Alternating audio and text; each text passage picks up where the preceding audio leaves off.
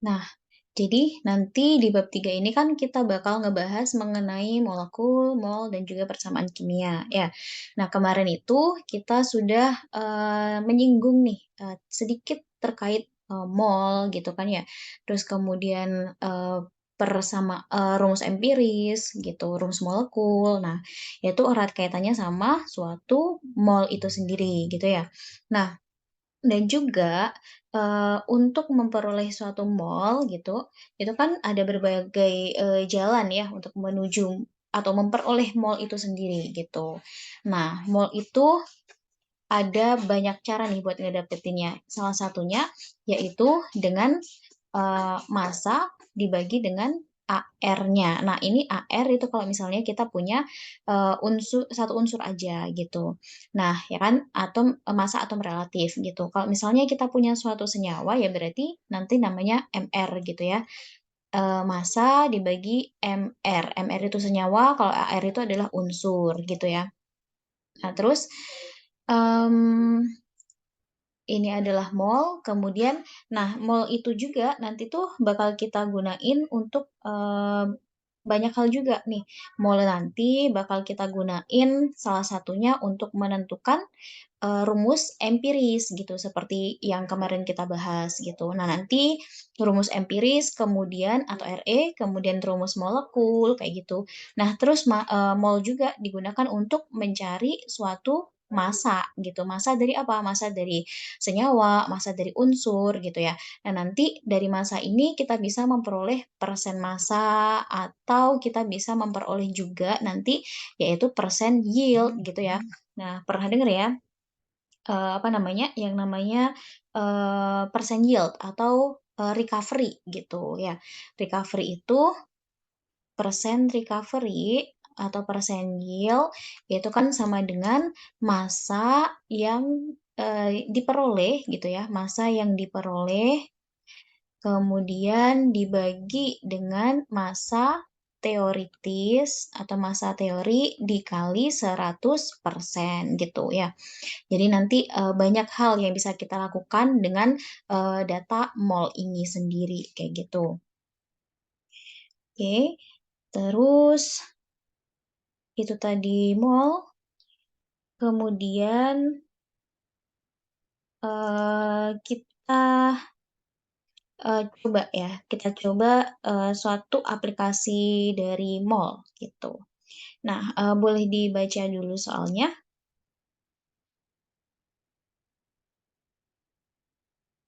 Ini aku baca, Kak. Iya, heeh, dia apa, maksudnya difahami dulu soalnya gitu. Difahami aja sambil, eee, siapa tahu dapat ilham bagaimana cara menyelesaikan soal ini gitu. Baca, dipahami dulu.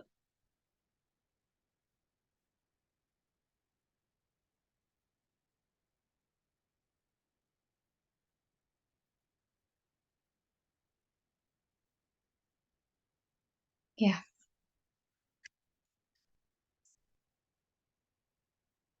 oke. Suatu sampel ya, di sini kita punya suatu sampel cairan. Kita punya suatu sampel cairan dengan massa 8,657 gram. Ini aku nggak kelihatan. Gimana nih? Udah gini.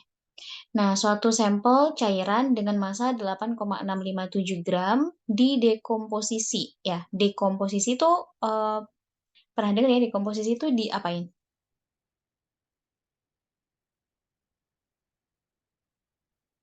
Dipecah. Iya, betul, heeh. Jadi dekomposisi itu dipecah jadi unsur-unsur penyusunnya gitu ya. Jadi kita punya suatu sampel, kemudian dengan masanya sekian didekomposisi atau dipecah menjadi unsur-unsurnya dan memberikan, dan ternyata ya unsur-unsurnya itu tuh terdiri dari karbon sebesar 5,217 gram, kemudian hidrogen 0,962, kemudian oksigen 2,478 gram gitu ya. Tentukan persen komposisi dari senyawa ini. Nah, sekarang kita dituntut dituntut untuk menentukan persentase komposisi dari senyawa ini. Jadi maksudnya gimana? Maksudnya nanti karbon itu berapa persen, kemudian hidrogen itu berapa persen, oksigen berapa persen, kayak gitu dari sampel ini tadi gitu. Nah, kira-kira gimana yang bisa kita selesaikan menurut Via? Caranya seperti apa gitu?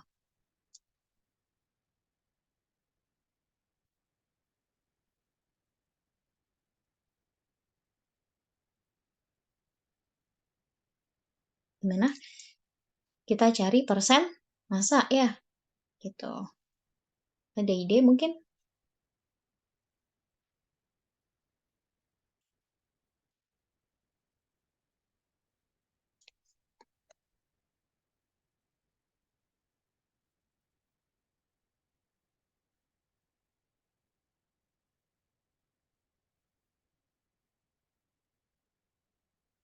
Hmm, pernah masih ingat kalau misalnya kita mencari persen massa tadi gimana? Persen massa itu bisa dicari dari massa dibagi massa ya, perbandingan massa, istilahnya seperti itu.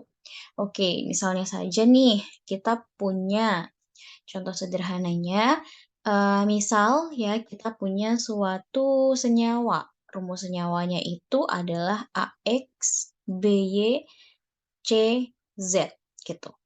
Ya, kemudian kita pengen cari tahu nih persen massa dari si A gitu misalnya, persen massa si A dari eh, dari dari senyawa A, X, B, Y, C, Z itu tadi kayak gitu.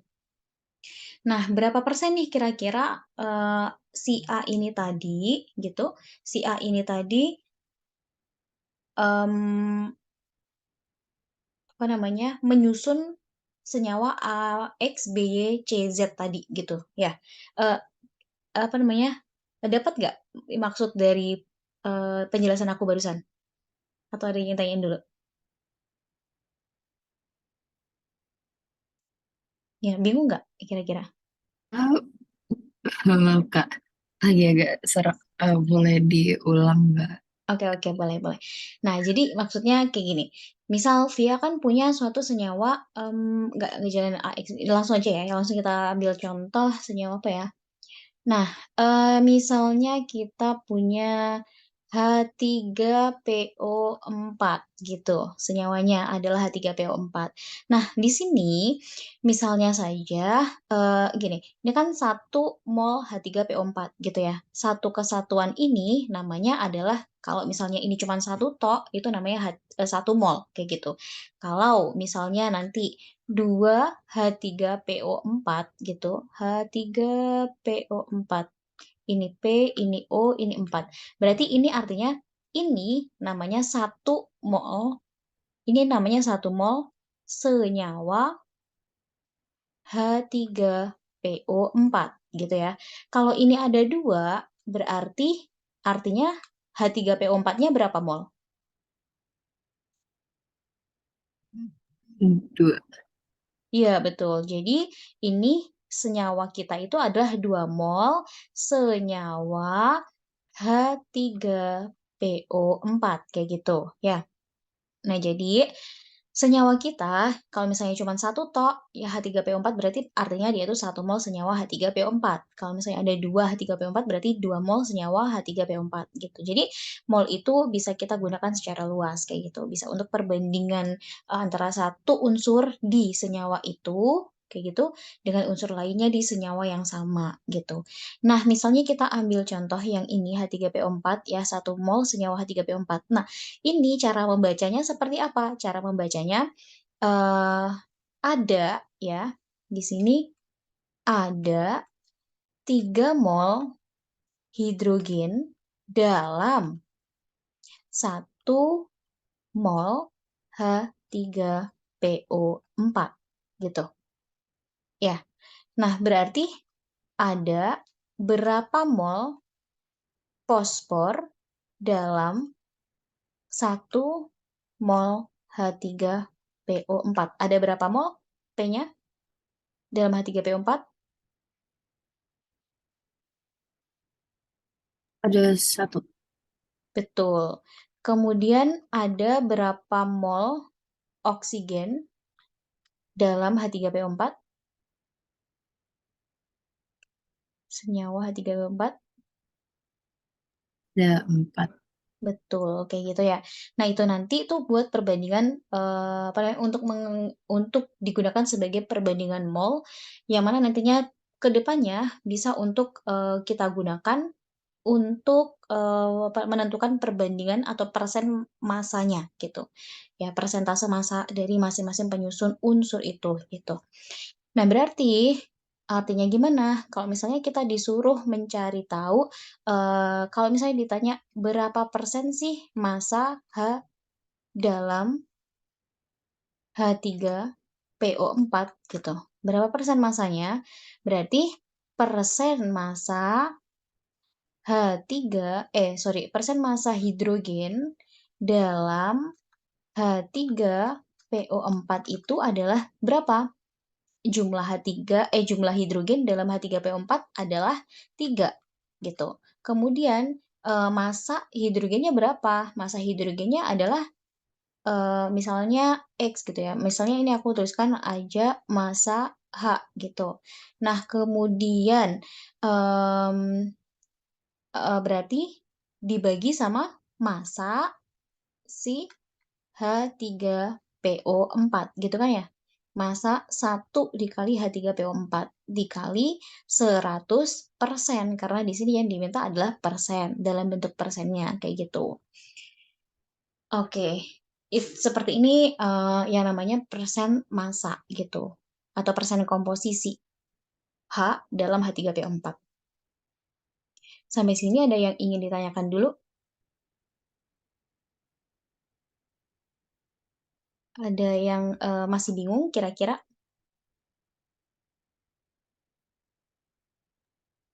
Kalau Maaf, ya, heeh, itu 3x atau 3 kali massa H? 3 kali. Kalau yang bawah, Sama 3 kali juga.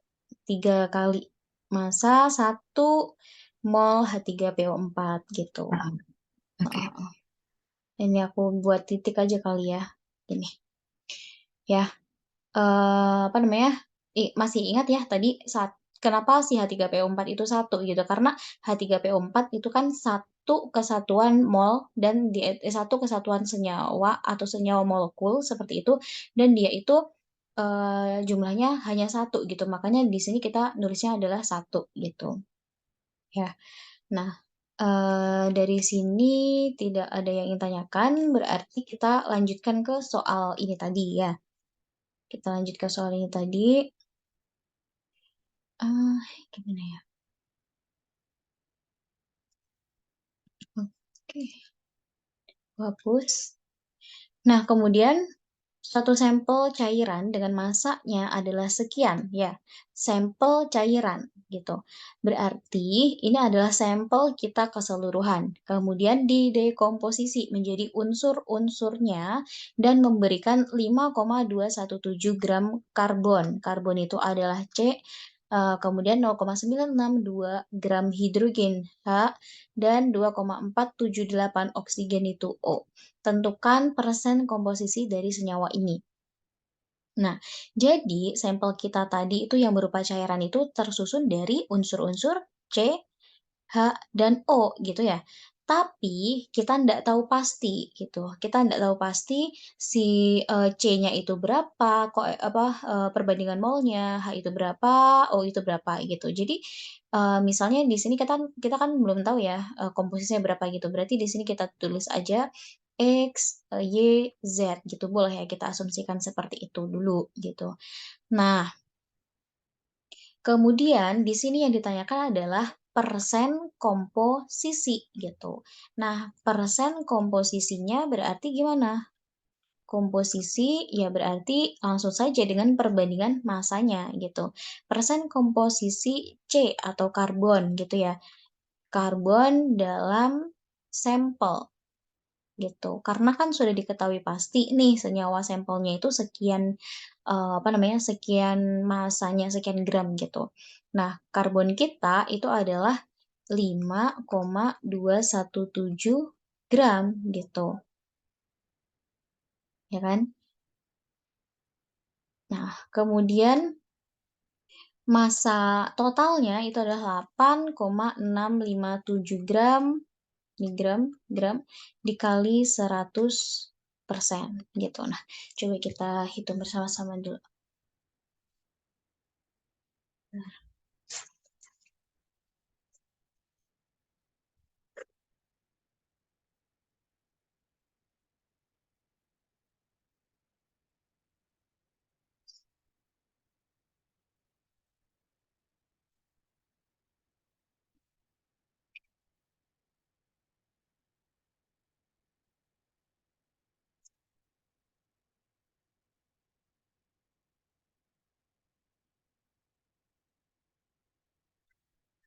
Oke, sudah ketemu belum? Oh, Sander baru join. Nah, udah. Halo Sander, nah ini kita baru nyoba satu soal pertama ya. Boleh dibaca dulu soalnya. Nanti kalau misalnya ada yang bingung, langsung ditanya aja.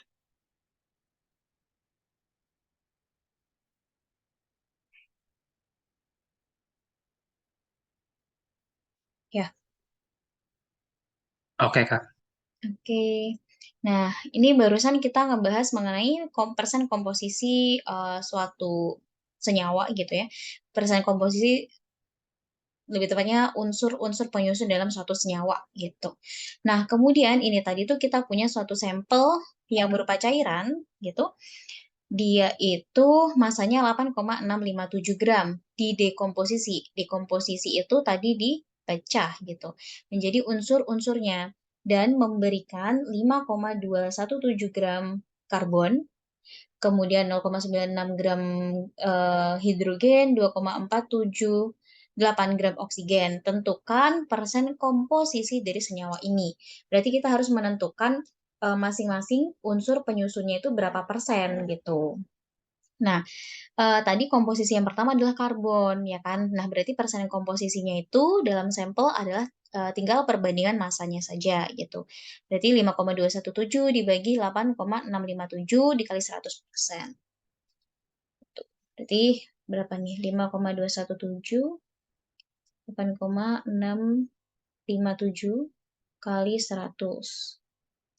Oke, berarti dapatnya, Via dapat berapa? Aku dapat 0,60 602. 602, ya. Udah dikali 100%? Belum itu belum itu baru yang 5 Oh, 5217 dibagi oke. 86. Oke, berarti kalau misalnya bentar, berarti 0,602 ya, 6 gini, dikali 100% gitu ya.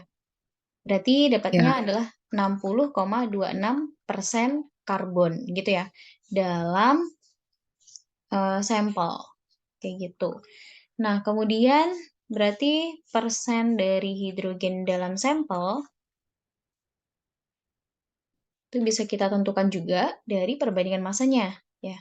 9620 gram dibagi massa sampelnya adalah 8,657 gram kali 100% gitu. Enggak dihitung dulu. 2,657.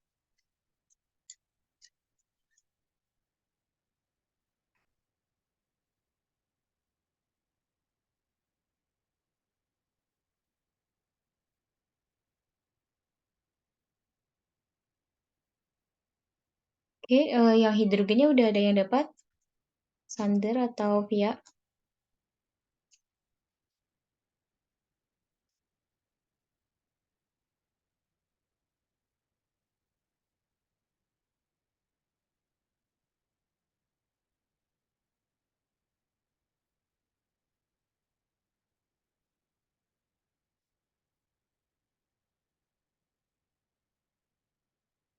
Dapat berapa yang hidrogennya? Persen hidrogennya berapa? Komposisinya. 11,1, 11,11, Kak. Persen ya. Oke. Kemudian yang oksigen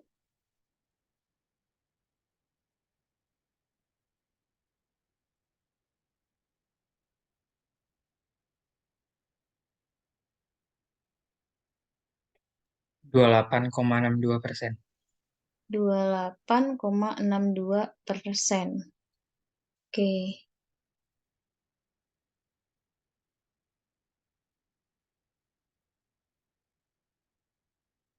Oke, dari sini ada yang tanyakan dulu mungkin? Tidak ada? Kak, ini ntar Mm-mm. kalau misalnya di jumlah itu bakal 100% atau gimana? Iya, heeh, 100% harusnya. Cek. Kalau misalnya, apa namanya, mungkin kalau misalnya nggak 100% itu berarti, di pembulatan kita yang kurang tepat atau gimana gitu. Tapi harusnya karena ini sampelnya itu apa namanya, merupakan suatu campuran dari ketiga unsur ini, berarti ya nanti ending-nya harusnya 100% gitu, ya. Kalau misalnya kita hitung tuh 60,26, ini jadinya 99,99 ya.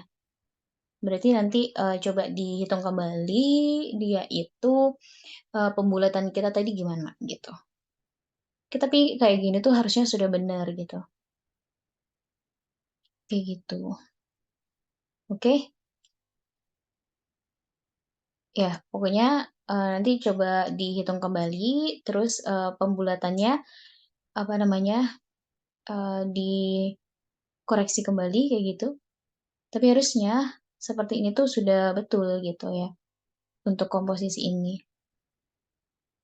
Karena bisa jadi kalau misalnya dia itu, nggak 100% banget gitu, di komposisinya itu kurang maksimal gitu. Dalam suatu percobaan ya gitu, tapi dalam teoritis harusnya 100% kayak gitu, ya. Terus di sini kita punya, contoh soal lainnya, pembakaran 5,217 gram sampel mengandung unsur CHO. Ya, dengan oksigen murni menghasilkan 7,406 gram karbon dioksida dan 4,512 gram H2O. Tentukan rumus empiris senyawa tersebut. Oke,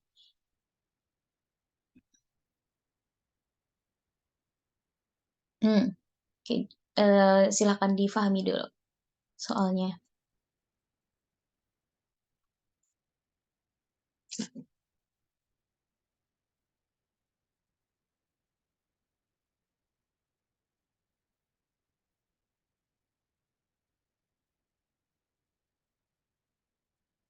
Oke ya.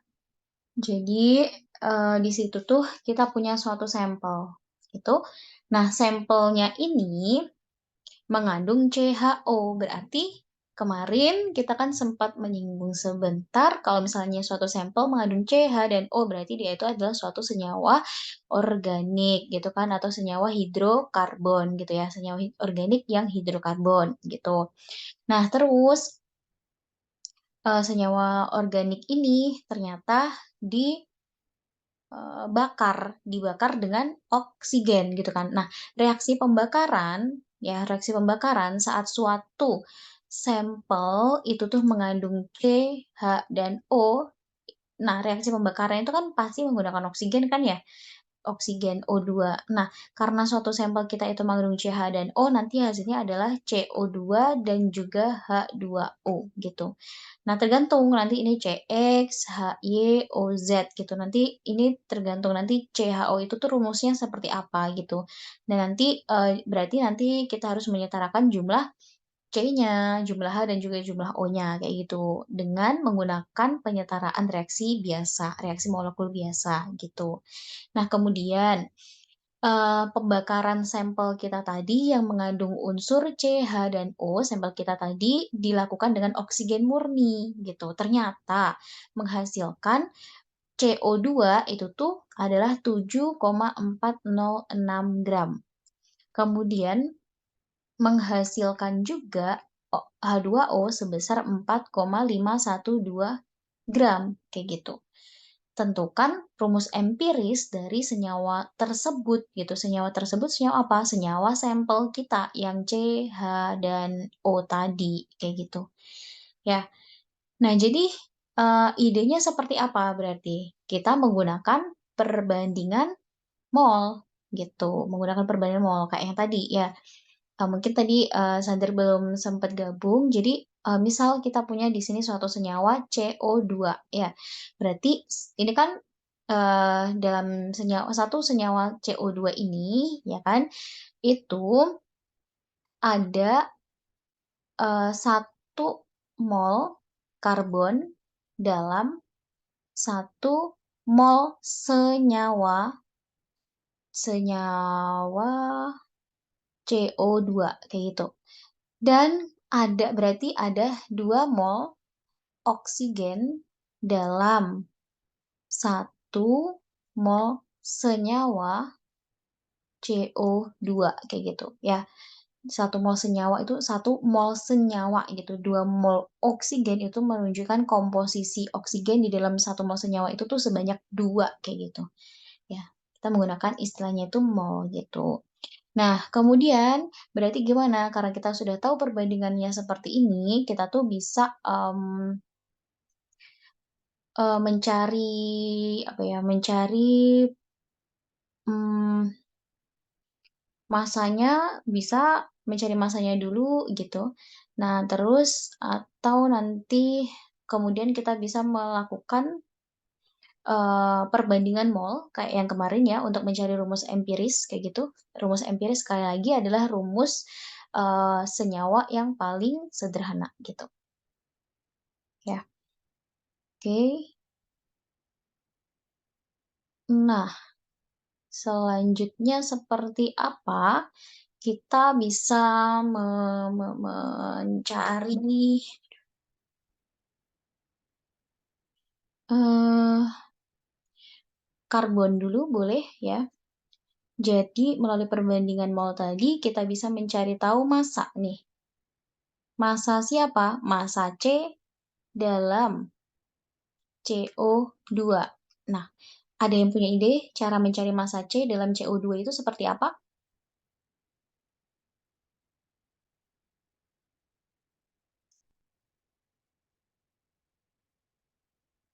Misalnya ini, kok lanjut di sini?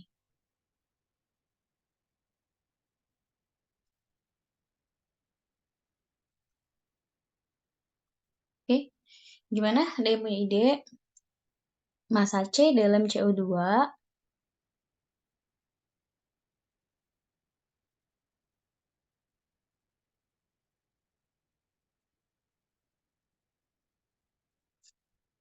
bagaimana? Kita bisa menggunakan perbandingan pakai cara AR dan juga MR-nya, ya kan? Boleh seperti itu. Nah, jadi C dalam CO2 itu jumlahnya 1 ya. 1 dikali dengan AR karbon gitu. Ini cara mencari C dalam CO2 ya kan. Nah, kemudian dibagi sama apa? Dibagi sama MR. MR-nya siapa? MR-nya si CO2-nya. Dikali sama apa? Dikali sama massa si CO2-nya gitu. Nah, AR karbon berapa? 1 dikali, ini kita sekali lagi boleh sambil lihat tabel periodik unsurnya gitu ya. ARC itu adalah 12 kan ya? 12. Kemudian MrCO2 itu berapa? C-nya itu 12 ditambah oksigennya itu ada 2, berarti 2 dikali 16 ya. Gitu. Dikali massa CO2-nya adalah 7,406 gram, ya kan? Kayak gitu. Nah, berartinya massa C dalam CO2 adalah 12 dibagi berapa nih? 32 ini. 32, 44 ya. 44 dikali 7,406 gram. Nah, berapa gram nih karbon di dalam CO2 berarti berapa gram?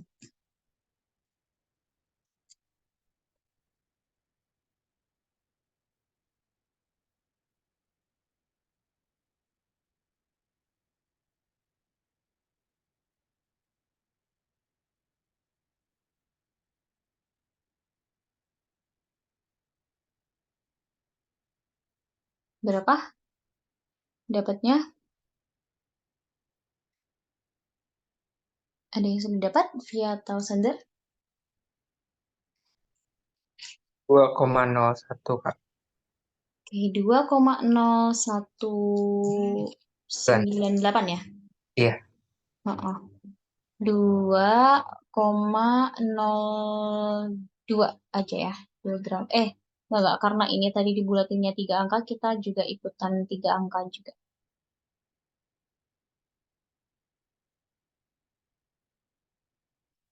2,0198.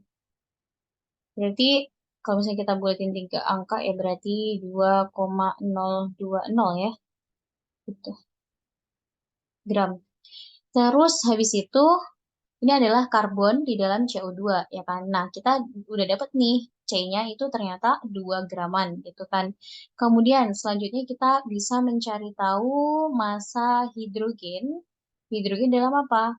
Dalam H2O gitu. Kenapa kita mencari hidrogen dalam H2O? Karena data yang kita punya itu adalah massa si H2O. Kemudian data yang kita punya lagi adalah massa si CO2. Makanya kita nyari massa karbon dalam CO2. Kemudian kita cari massa hidrogen dalam H2O. Karena yang punya C itu adalah CO2, yang punya H itu adalah H2O. Makanya kita menggunakan masanya tuh mencari masanya tuh seperti ini gitu ya. Nanti kalau misalnya ada yang ingin tanyakan silahkan ditanyakan langsung gitu ya. Nah, terus kemudian jadi gimana nih cara mencari massa hidrogen dalam H2O?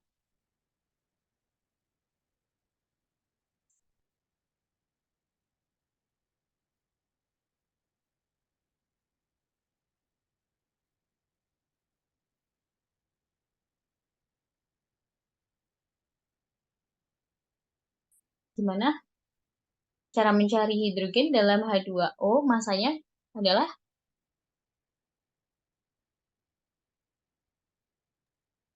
ARH kali oh, kali satu atau dua Kak? KRH, hanya ada berapa di H2O? Dua sih, berarti dua ya. Betul. Jadi dikali 2, 2 kali AR. Hidrogen dibagi dengan MR, H2O-nya, ya. Dikali Dikali, betul, massa.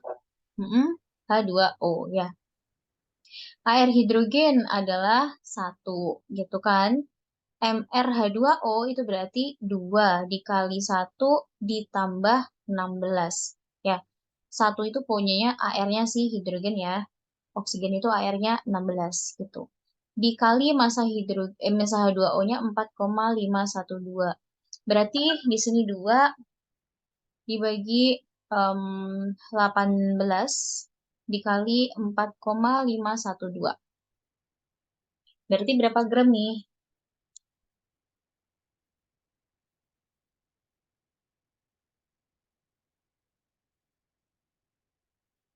0,501 0,0501 ya gram. 501 doang. 5, 0,501. Iya, Oke,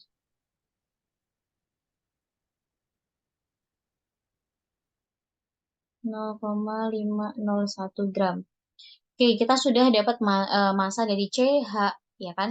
Nah, sekarang kita bisa mencari massa oksigennya.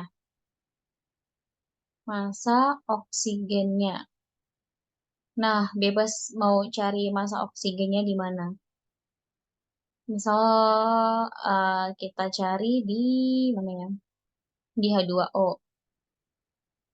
Di H2O berarti ada 1 oksigen, berarti 1 dikali ARH, ARO, kemudian MrH2O, MH2O. AR oksigen adalah 16 dibagi, ini tadi MrH2O adalah 18, dikali 4,512. Jadi berapa?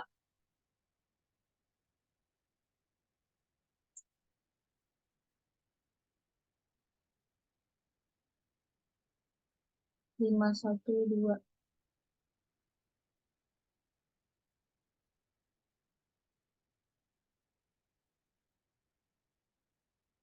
4,010. 4,010 gitu ya, gram. Oke, 7,406 cc.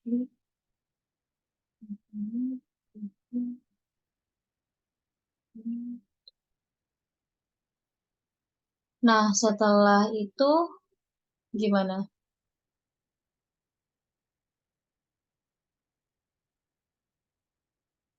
Hmm, Setelah itu berarti kita mencari rumus empirisnya kan ya, mencari rumus empirisnya dengan perbandingan mol gitu. Dengan perbandingan mol, ini tadi kan udah diketahui nih masa-masanya. Sebentar, sebentar. Nah, jadi kita akan ke perbandingan molnya. Hmm,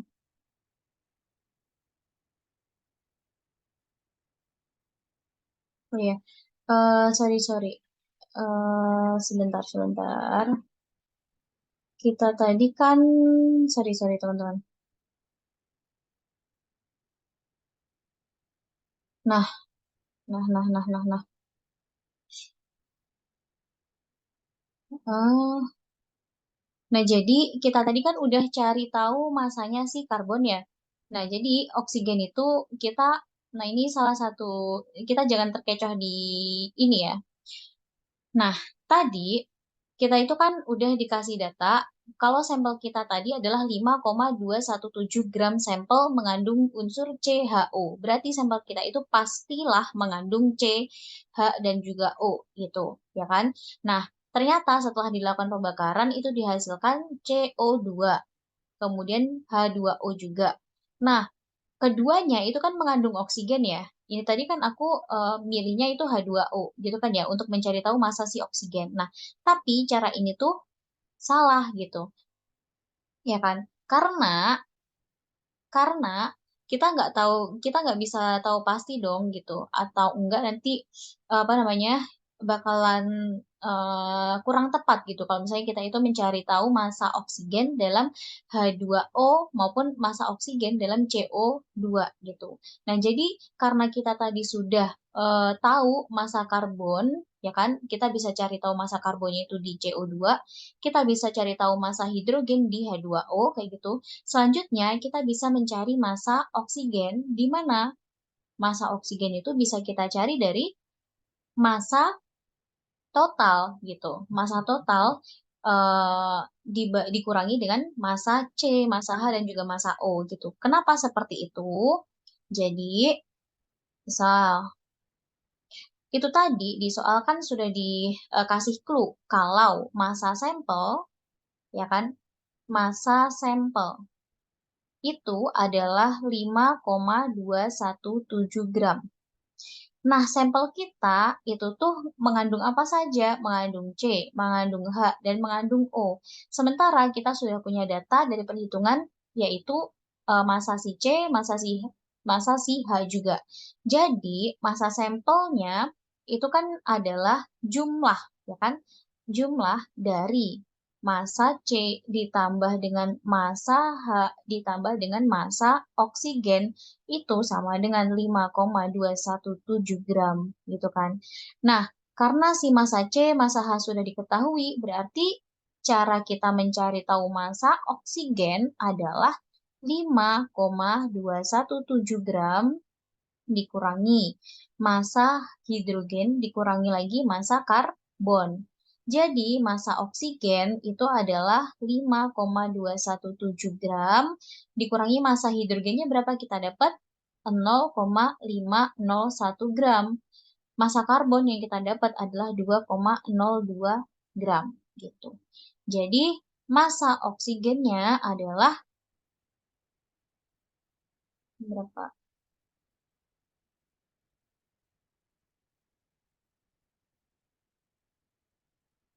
Jadi massa oksigen yang kita dapat adalah 5,217 dikurang 0,501 dikurang 2,02. Berartinya oksigen kita adalah 2,696 gram. Kayak gitu. Oke, sampai sini ada yang ingin tanyakan dulu nggak? Barangkali masih ada yang ingin didiskusikan.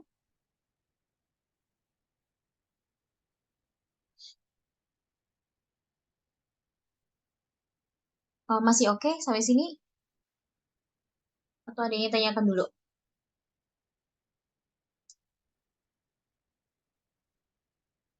Gimana, Via, Sander? Udah paham. Paham ya?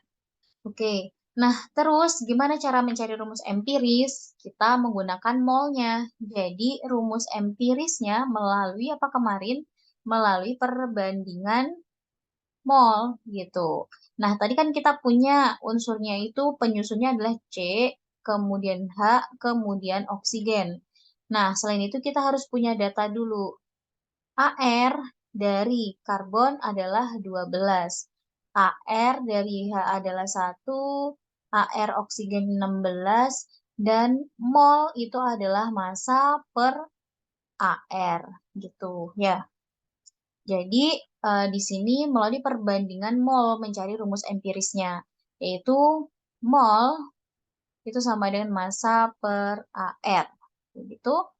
Nah, massa karbon tadi kita dapat berapa? 2,02 karbonnya ya. 2,02 gram. Kemudian AR karbon adalah 12 satuan AR adalah gram per mol. Kemudian hidrogennya kita dapat 0,501.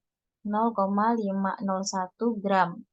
Air hidrogen adalah 1 gram per mol. Oksigen tadi kita dapat 2,696 gram. AR-nya 16 gram per mol. Oke, jadi gimana? Nah, perbandingannya berapa aja nih? C, H, dan O.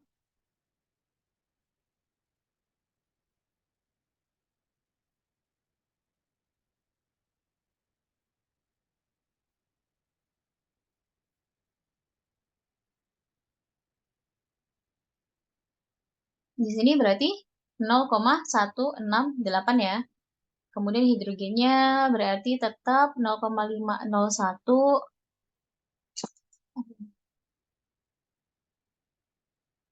Oksigennya berarti 2,696 bagi 16. 0,169. 0,169 ya. Oke, nah kemudian langkah selanjutnya seperti apa? Setelah kita tahu perbandingan molnya kayak gini, kemarin gimana cara mencari rumus empiris setelah tahu perbandingan seperti ini, terus diapakan?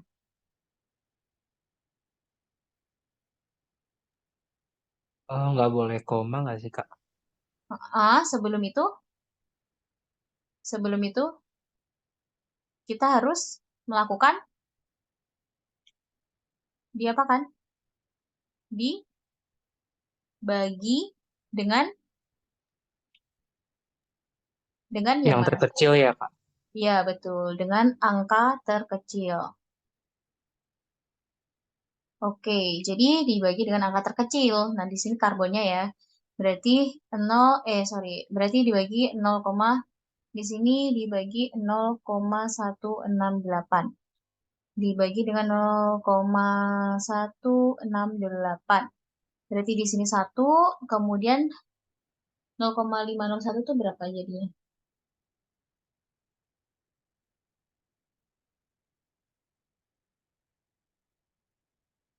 Eh, 0,168. Berarti berapa? 2,98 ya. 2. Terus si ini 0,196 dibagi 0,169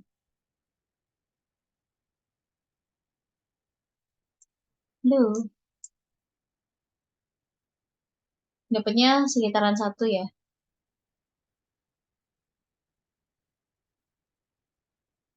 Betul nggak? 1,006 gitu kan. Nah, kemudian karena dibagi dengan angka terkecil, yang pertama adalah, step pertama adalah perbandingan mol. Step kedua dibagi dengan angka terkecil, lalu step ketiga adalah eh, dibulatkan gitu. Ya. Nah, kalau dibulatkan, ya kan, kan tidak boleh pecahan nih. Berarti dia itu harus nggak boleh desimal. Berarti kita harus ngebulatin mereka. Nah, berhubung di sini tuh kan satu ya, si C itu satu, hidrogennya itu 2,98, berarti kan ini kita bisa bulatin langsung ke angka 3 ya. Berarti satu di sini 3 dan ini 1,006, berarti kita anggap juga dia itu satu gitu. Kecuali nanti dia itu tuh adalah 1,5 terus kemudian kemudian 2,5 gitu. Nanti kita harus mengalihkan dia sedemikian rupa sehingga dia itu bisa menjadi angka yang bulat atau mendekati bulat sehingga kita bisa apa namanya, membulatkan dia ke angka yang lebih tinggi atau angka yang lebih rendah gitu. Nah, berarti rumus empirisnya adalah CH3O gitu ya. CH3O nih. Berarti di sini CH3 dan ada oksigen gitu. CH3O. Hmm,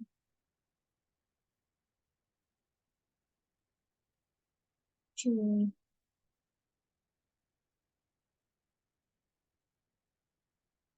Oke, ada yang ingin tanyakan dulu untuk mencari tahu rumus empiris?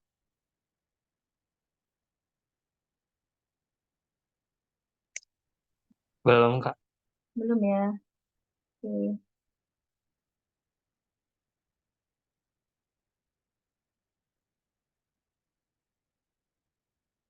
Kita lanjut.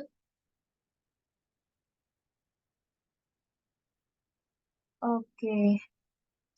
Kemudian ini yang kemarin, kelanjutannya kemarin berarti boleh dibaca kembali.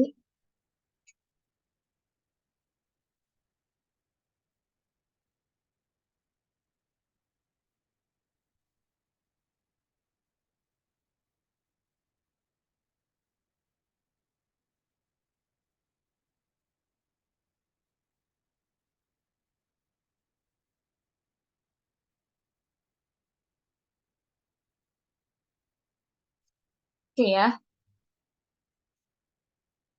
Nah, kemarin itu kita kan sudah mencari tahu persen kelimpahan isotop B dan juga C, ya kan? Nah, kemudian yang B itu adalah tentukan atom yang mungkin tentukan atom yang mungkin jika atom dengan kelimpahan isotop terbanyak memiliki jumlah proton sebanyak 12 buah. Tuliskan konfigurasi elektronnya juga.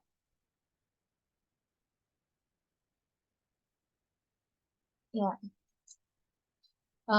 sebagai apa namanya?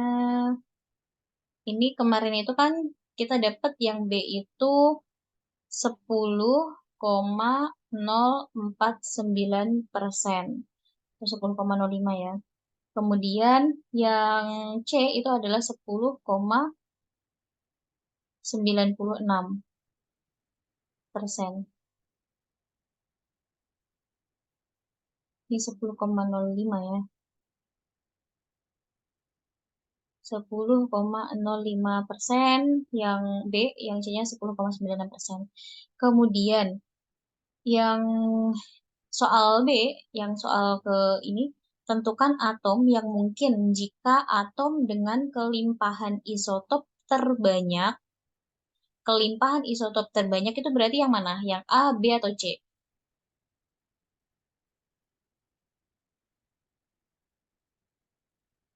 Yang mana?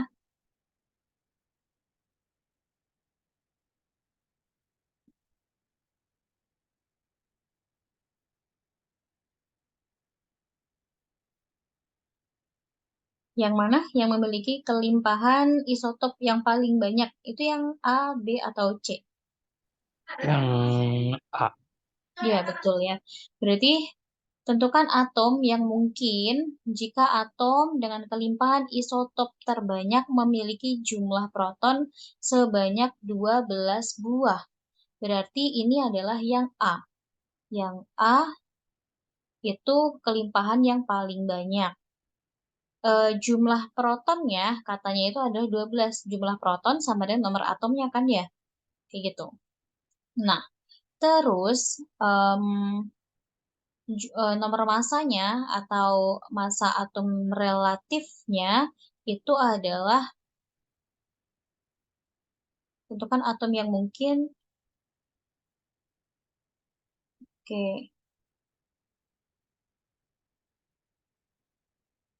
Nah, jadi isotop paling banyak itu adalah 23,9856 ya. Atau dia itu 24 ya kan? Nah, jadi habis itu kita apakan? Kita cari tahu nih, kita cari tahu apa namanya?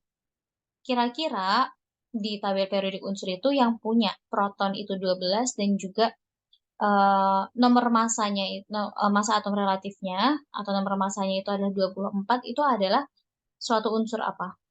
Yang punya MR24, AR24.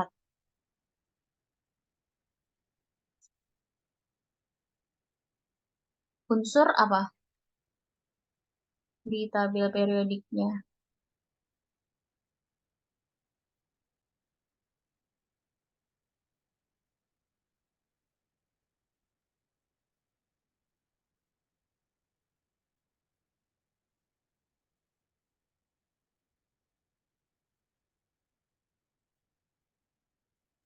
Krom. 24 AR-nya itu punyanya si Krom ya? Iya, Kak. Sebentar. AR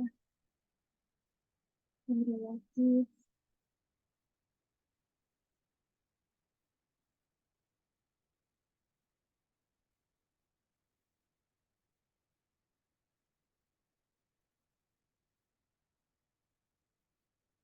Hmm, AR. Betul, AR itu sorry, AR-nya Krom itu 24. AR itu yang mana? Yang atas atau yang bawah?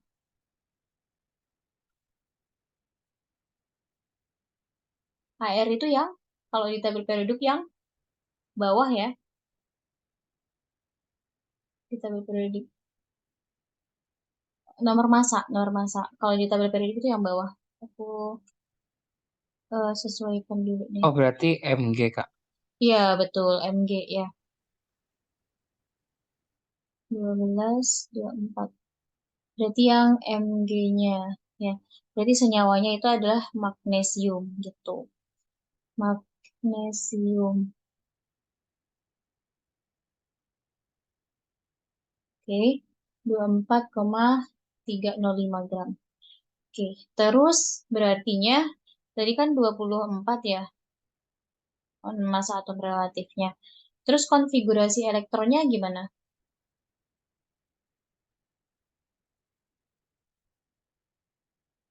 Konfigurasi elektronnya adalah mengikuti siapa? Ini kan tadi kita mencari tahu masanya itu mencari tahu jenis atomnya atau mencari jenis apa namanya unsurnya itu kan kita bisa cari tahu dari AR-nya ya kan dari AR-nya yaitu 24. 24 itu berarti punya si Mg. Sekarang setelah kita tahu Mg-nya itu adalah unsur dari yang dimaksud, berarti sekarang konfigurasi elektron dari si Mg itu sendiri mengikuti siapa? Mengikuti nomor atom atau nomor masanya. Yang atas atau yang bawah? Yang 12 atau yang 24?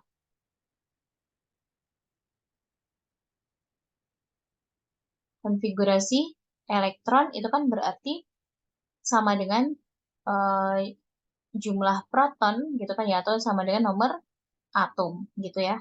Jadi sama dengan nomor atomnya atau sama dengan jumlah protonnya gitu ya. Jadi konfigurasi elektronnya itu mengikuti nomor atomnya. Kemudian nomor atomnya tadi kan 12 tuh, atau di sini kan disebutin nih sebanyak oke, isotop terbanyak itu memiliki jumlah proton sebanyak 12 buah gitu. Berarti konfigurasi elektronnya itu adalah 12 dan mengikuti aturan Aufbau kan, yaitu 1s, 2s gitu, 2p gitu. 1s, s itu kan jumlah elektronnya ada 2 ya, gitu. 1s, 2, 2s, 2, kemudian setelah 2s adalah ada 2p. P itu isi penuhnya adalah 6, ya kan? Kemudian setelah 2P berarti kita masuk ke 3S. 3S berapa? Ya tadi kan S1 kan udah isi 2, S2 isinya 2, P-nya 6, berarti kan jumlahnya 10 nih. Kemudian sisanya adalah sisa 2 kan, berarti 3S itu isinya adalah 2 elektron gitu ya. Nah ini berarti jumlahnya adalah 12 proton. Ada yang ingin tanyakan dulu?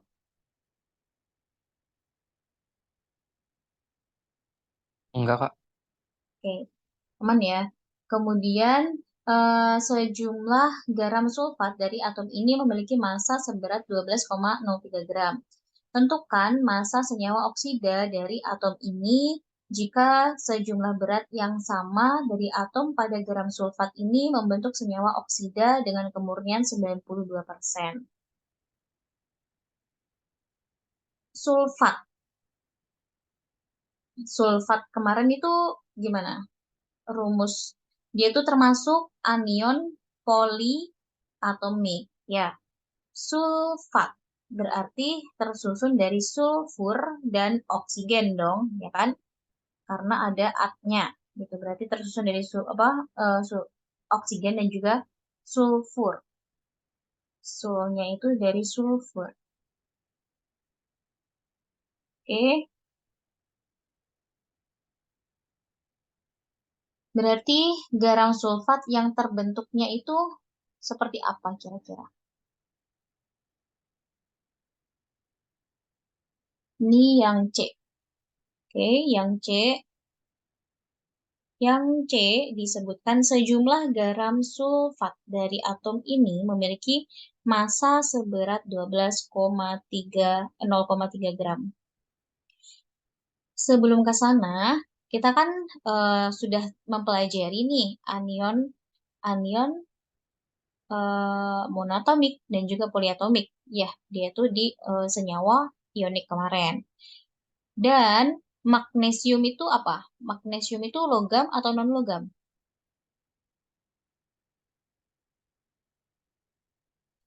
Di golongan berapa magnesium? Eh, dua ya, Kak. Ya, betul.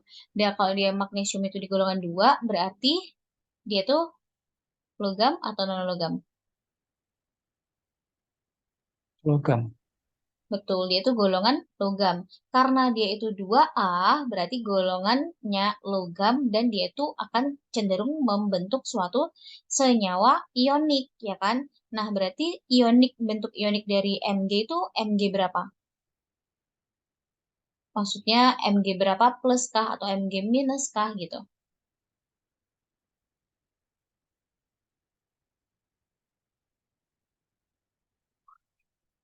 Mg berapa? Kalau sulfat deh, sulfat itu berarti apa sih rumusnya? Sulfat tersusun dari S dan juga O, ya kan? Ini kan anion poliatom kemarin ya. Mm, Tapi SO berapa? 4 ya.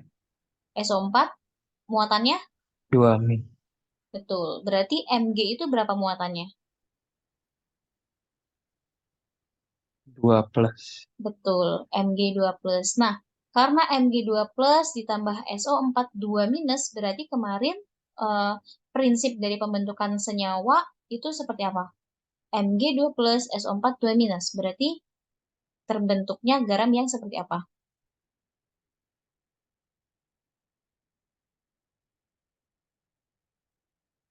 Mhm.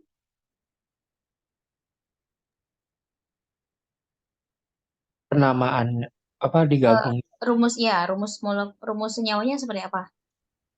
ke Mhm. MgSO4.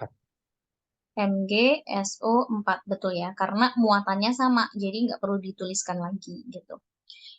Nah, jadi inilah garam yang terbentuk. Ini adalah garam yang dimaksud, ya, garam sulfatnya, magnesium sulfat ternyata.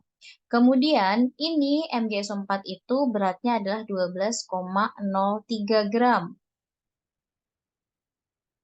Tentukan massa senyawa oksida dari atom ini jika sejumlah berat yang sama dari atom pada garam sulfat ini membentuk senyawa oksida dengan kemurnian 92%.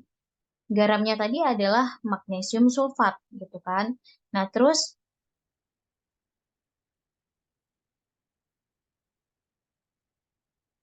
mm, terus selanjutnya, bentuk oksida, senyawa oksida itu adalah senyawa yang mengandung oksigen, ya.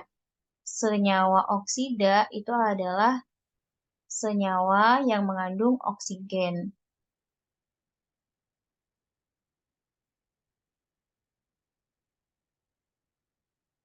Nah, oksigen. Lanjut, senyawa oksida yang terbentuk dari atom penyusun garam ini seperti apa? Gitu. Senyawa oksida yang terbentuknya itu berarti dari logamnya dan juga oksigen. Logamnya adalah Mg2 plus, oksigen itu O2 minus kan muatannya, berarti MgO. Ini adalah senyawa oksidanya gitu. Ini adalah senyawa oksidanya, ini tadi adalah garamnya yang MgSO4. Oksidanya adalah MgO gitu, dari logam dan juga oksigen.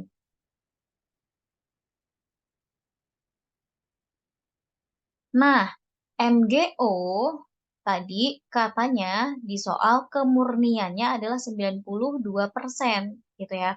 Nah, jadi kemurniannya itu adalah 92%. Ini kemurniannya gitu. Nah, selanjutnya yang ditanyakan tentukan massa senyawa oksida dari atom ini. Mm-mm.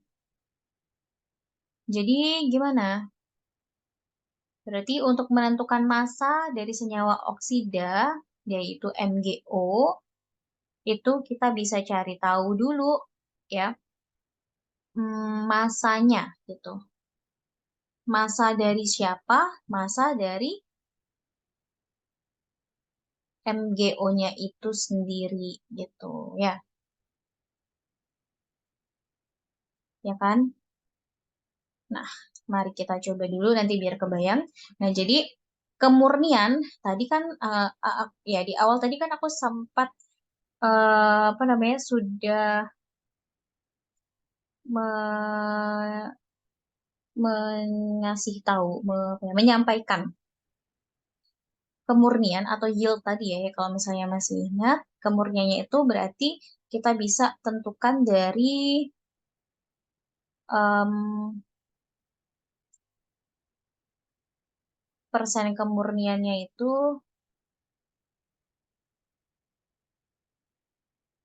dari massa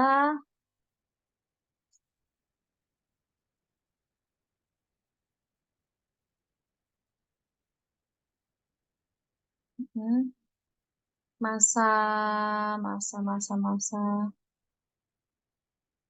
dibagi dengan massa sampel gitu misalnya. Massa sampel, massa teoritis dikali 100%. Massa sampel itu massa yang nanti didapat secara realnya di saat percobaan. Massa teoritis itu berarti massa yang kita peroleh secara teori gitu ya. Nah, kemudian tadinya kita kan sudah punya data garam sulfat itu 12,03 gram gitu ya. Kemudian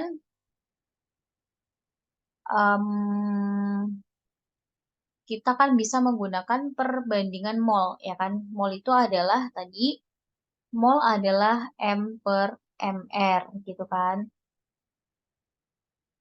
Nah, berartinya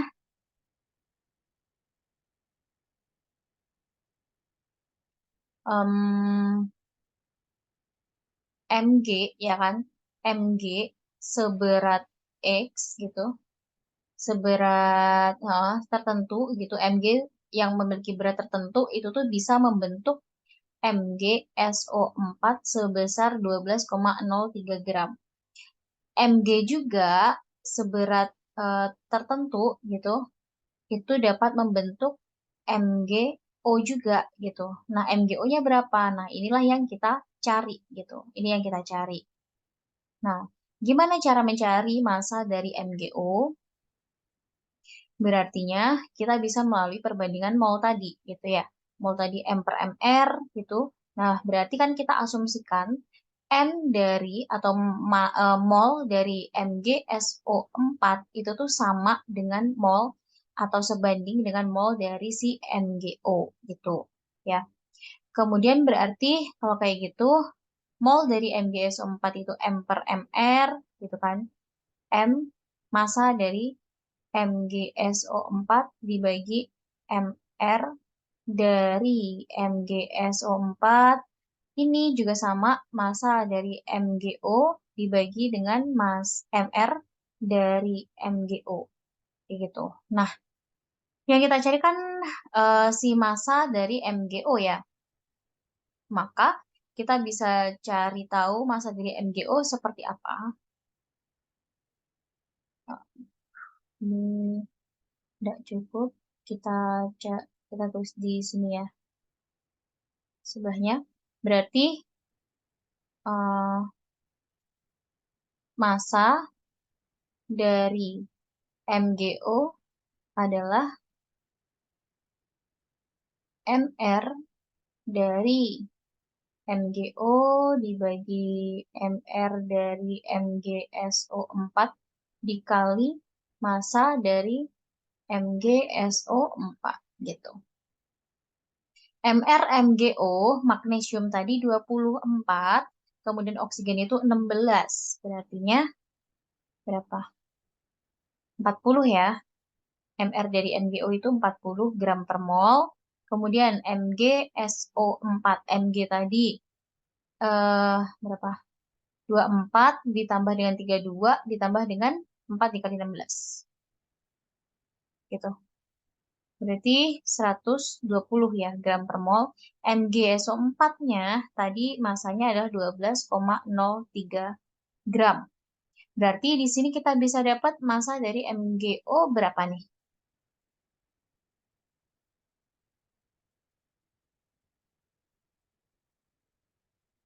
Tadi step yang pertama, ini step yang kedua. Nanti ini step yang ketiga. MgO masanya berapa dapatnya?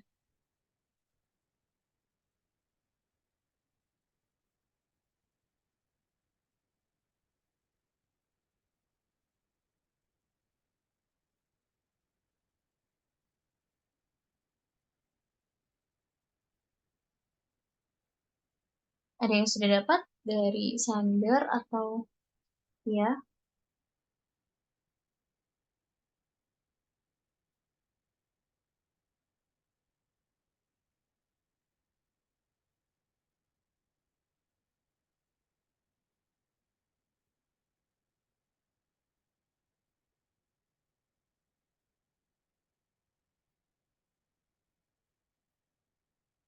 Berapa? 40 dibagi 120 dikali 12,03. Berarti kita dapat massa dari MgO-nya itu adalah 4,01 gram, ya, kayak gitu. 4,01 gram. Kemudian yang ditanya adalah massa senyawa oksida gitu. Berarti kita bisa memasukkan ke rumus ini tadi, ya kan? Kita bisa masukin ke rumus yang ini tadi, teoritis tadi. Berarti ini kita substitusikan ke sini. Kemurnian itu tadi adalah 92%, ya kan? Nah, massa sampelnya itu adalah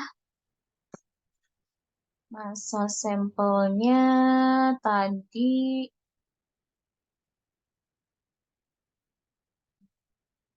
4,01 ya, 4,01 yang kita dapat 4,01 gitu. Dibagi dengan X atau massa teoritisnya yang akan kita cari dikali 100%. Nah, berarti X-nya itu adalah berapa nih? 4,01 dibagi dibagi sama 92% ya. Dikali 100% dibagi 92%.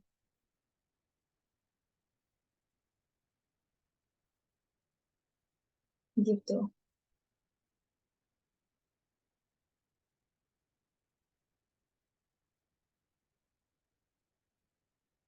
4,01 dikali 100 dibagi 92. Berarti kita dapat masanya adalah 4,359 gram. Begitu. Jadi massa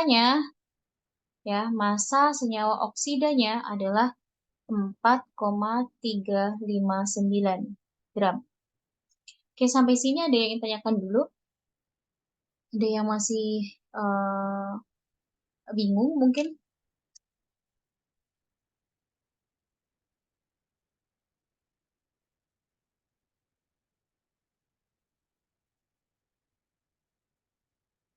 Gimana? Via? Aman?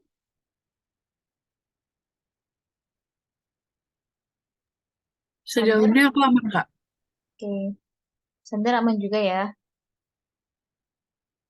Kita lanjut kalau gitu.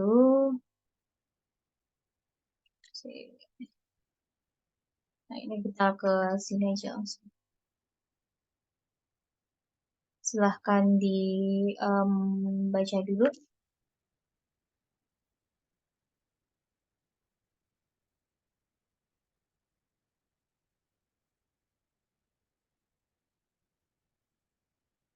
Atau boleh langsung dikerjakan juga.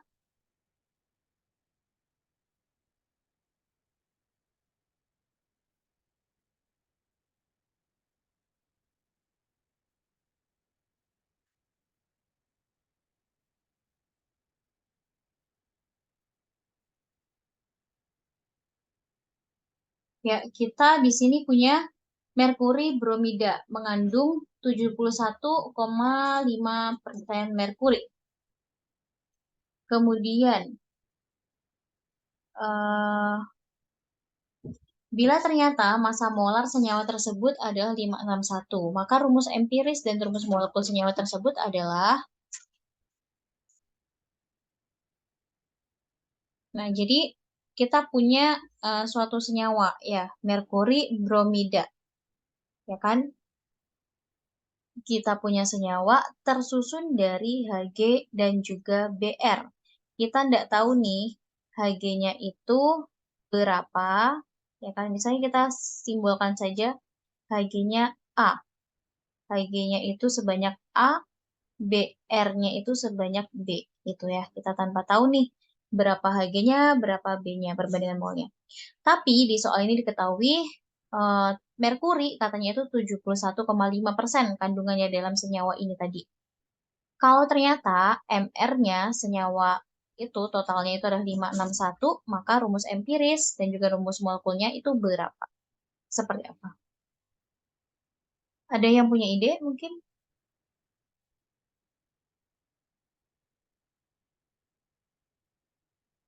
Ya, mungkin aku tulis dulu ya, biar gampang kita mendefinisikannya diketahui ya, persen BR. Sorry, persen Hg ya, persen Hg. Merkuri kan ya, tadi di soal diketahuinya. Merkuri ya ini, persen Hg 71,5%. Tuh. Berarti persentase BR-nya berapa? Gimana? Kandungan BR-nya berapa dalam senyawa HgA-BRB ini?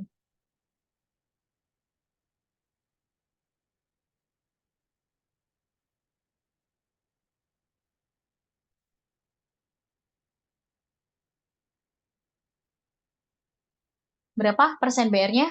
Ada yang bisa bantu?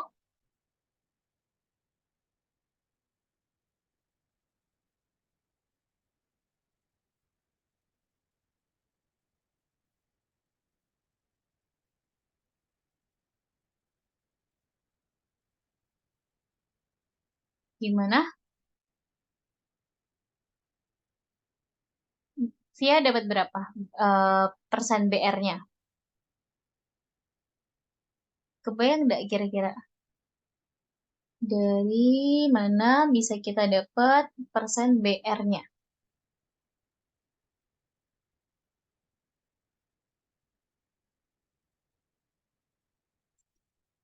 Gimana? Senyawa kita tadi tersusun dari Hg dan juga Br ya kan?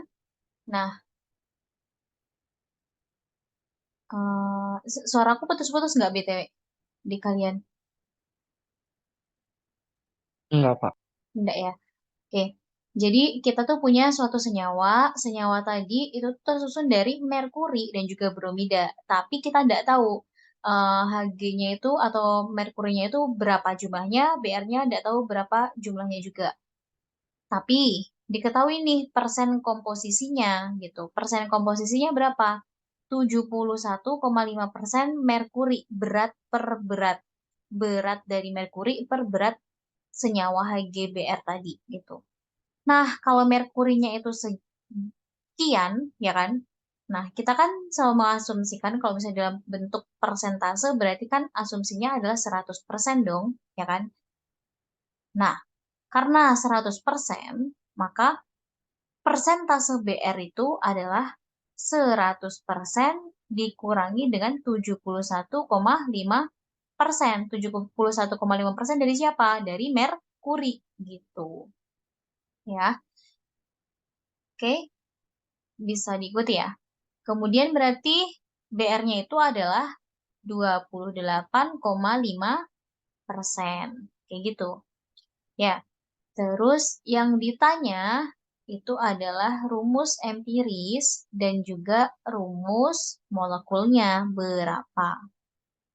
Oke, sampai sini kebayang ya. Kira-kira kita clue-nya mau kemana lagi nih habis ini untuk mencari rumus empiris gitu. Hmm. Kalau udah gini berarti rumus empirisnya kita bisa cari dari melalui apa tadi?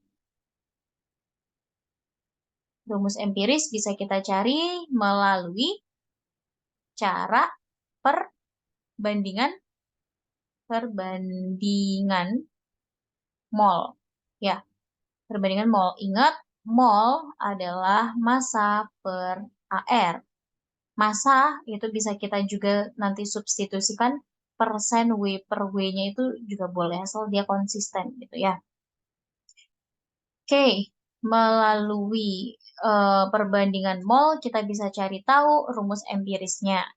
Rumus empirisnya itu tadi kan tersusun dari unsurnya adalah Hg dibandingkan dengan Br. Dengan kita dapat rumus massa per AR dan data dari AR Hg adalah 200,5 ya gram per mol, AR dari BR 80 gram per mol. Oke, jadi Hg-nya tadi adalah berapa? 71 ya, masanya 71,5%. Dibagi dengan AR-nya 200,5. Dibandingkan dengan massa si BR-nya kita dapat tadi dari perhitungan 28,5. Dibagi BR-nya punya AR 80 gitu. Nah, silahkan dari sini coba dihitung dulu.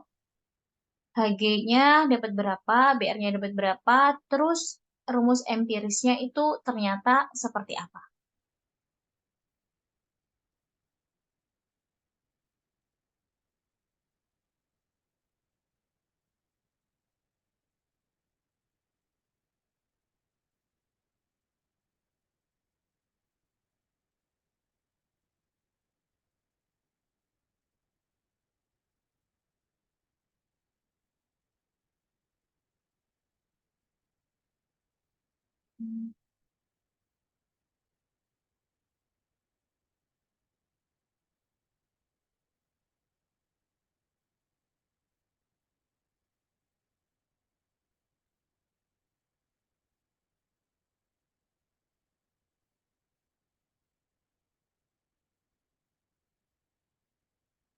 Oke, dapat berapa yang HG?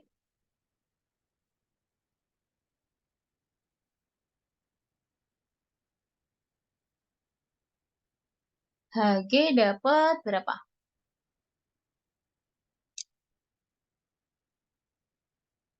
HG dapatnya 71,5 dibagi 200,5 berapa nih? 0,3564. Oke, terus BR-nya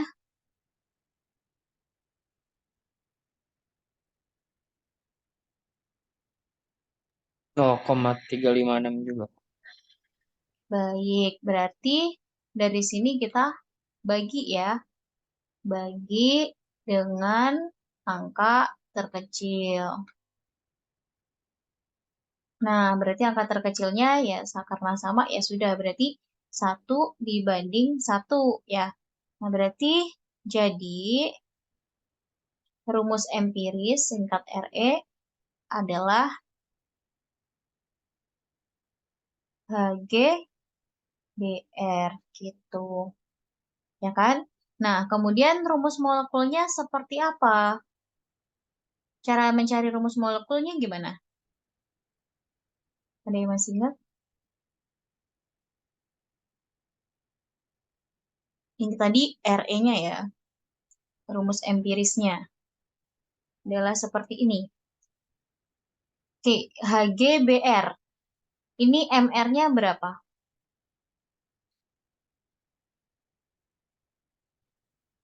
MR-nya HG tadi adalah 200,5 ditambah BR-nya 80 ya kan?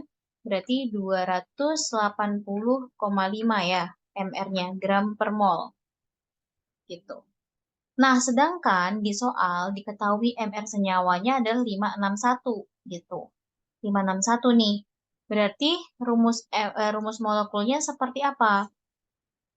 Jadi, rumus molekul, aku singkat RM, itu kan sama dengan RE dikali sama N, gitu ya. N-nya adalah MR dari si MR dari RE dibagi MR, hmm,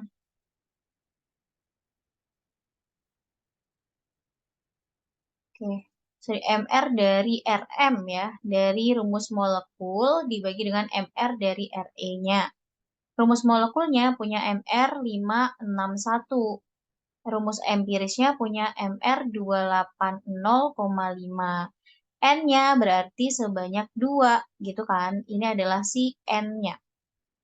Berarti kita bisa substitusikan 2 ini ke sini. Jadi rumus molekulnya adalah RE dikali 2. RE-nya adalah HGBR dikali 2. Kalau misalnya mau menuliskan rumus molekulnya HG2, BR2 boleh, atau HGBR 2 kali gini juga boleh. Gitu ya. Jadi rumus molekulnya adalah HG2, BR2. Ada yang ditanyakan dulu?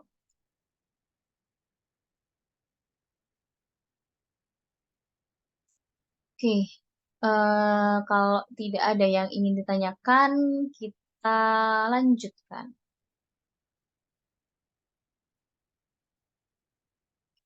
Di sini coba dipahami dulu soalnya.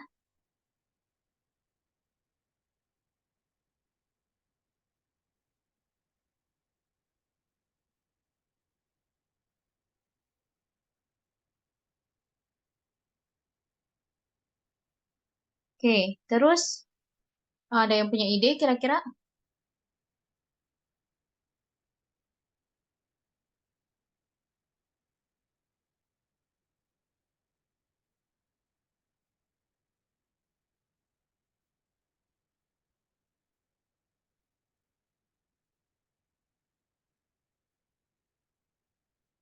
Oke ya.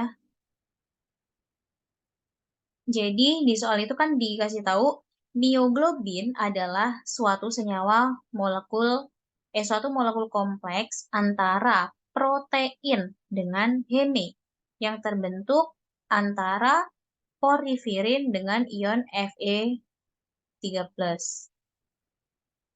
Analisis kimia menunjukkan bahwa mioglobin itu mengandung Fe sebanyak 0,35%. Ya, berarti ini kita tuliskan diketahui Fe dalam mioglobin, kita singkat MgB, mioglobin sebanyak 0,35%. Berat per berat. Jika diketahui bahwa setiap molekul mioglobin mengandung satu atom Fe. Kemudian massa molar mioglobinnya itu berapa gitu kan ya? Nah, seperti yang sebelumnya kita kerjakan. Ini ditanya massa molar atau MR dari mioglobin. Berapa? Jawab persen massa tadi kita bisa dapat seperti apa? Sorry, persen massa Fe dalam mioglobin atau kita singkat MgB itu kan bisa kita cari dari perbandingan AR, perbandingan mol gitu ya. Berarti di soal diketahui nih, jika diketahui bahwa setiap molekul mioglobin, berarti dalam satu mol mioglobin mengandung satu atom Fe. Berarti kita bisa mendefinisikan di sini satu dikali dengan AR-nya si Fe gitu.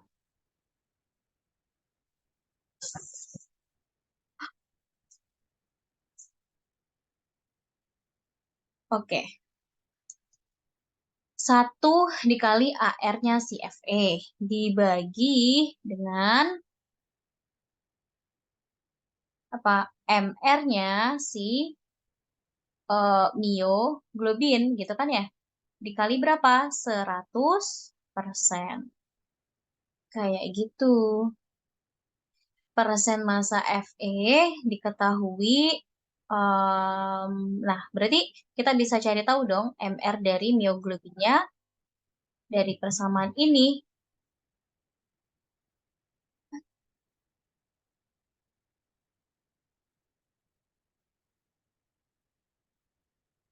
Ya, MR dari mioglobinnya itu bisa kita cari tahu 1 dikali ARFE atau ARFE dibagi persen massa Fe dalam MgB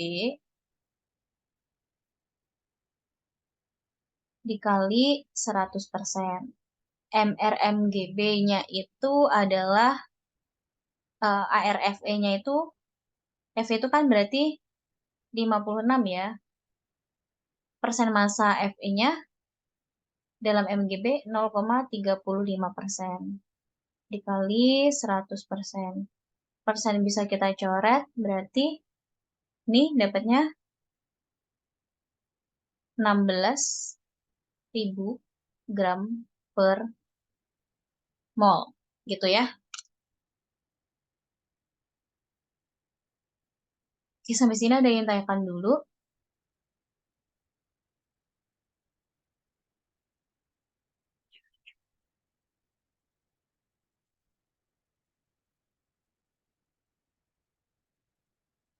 Gak ada yang tanyakan?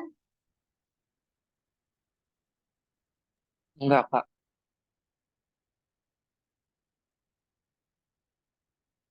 Oke. Hmm,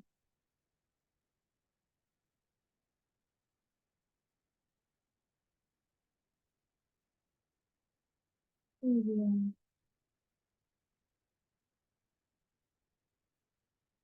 Oke, silahkan cermati terlebih dahulu.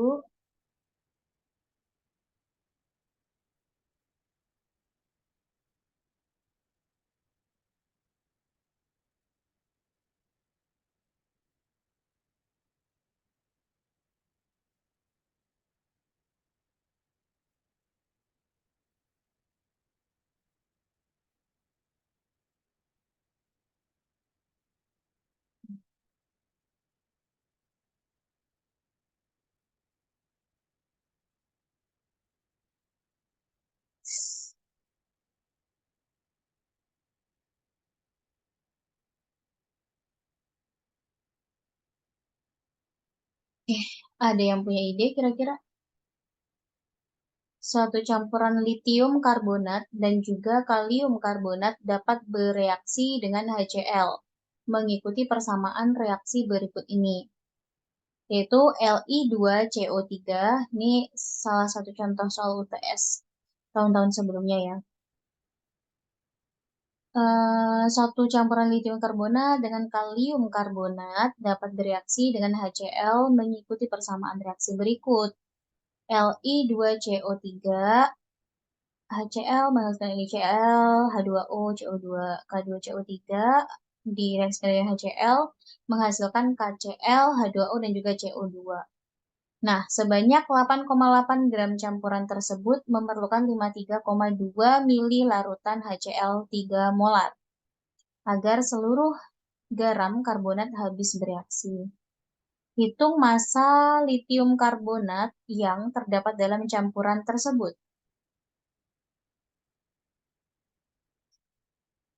Oke, kira-kira seperti apa?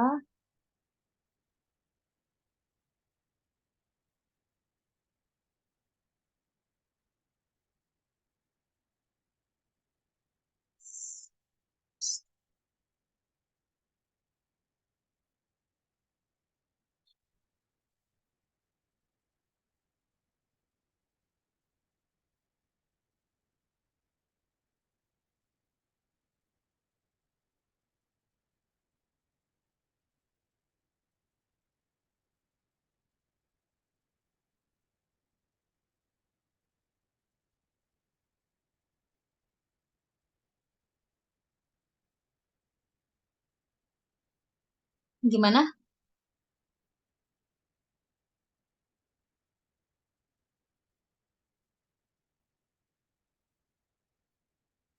Litium karbonat berarti yang Li2CO3 ya.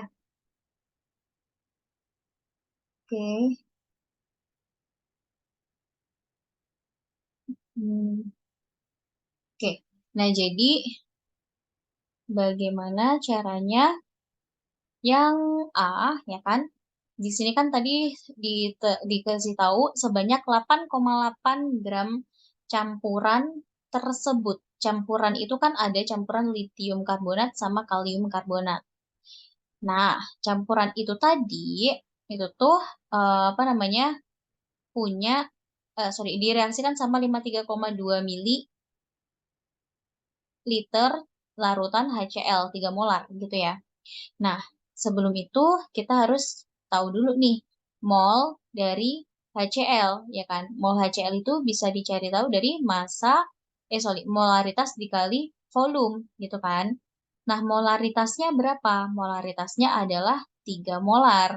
Volumenya adalah 53,2 mili. Nah, karena mol itu harus dalam satuan liter, molar hmm, M itu N per P ya, molar liter kayak gitu berarti ininya harus dikali 10 pangkat minus 3 gitu kan, dijadiin liter dulu. gitu. Nah, berarti ini adalah 0,1596 mol gitu kan. Jadi mol dari HCl yang direaksikan dengan campuran ini adalah 0,1596 liter. 1596 mol gitu. Oke. Ini adalah mol yang bereaksi dengan Li2CO3 dan K2CO3. Seperti itu. Lalu,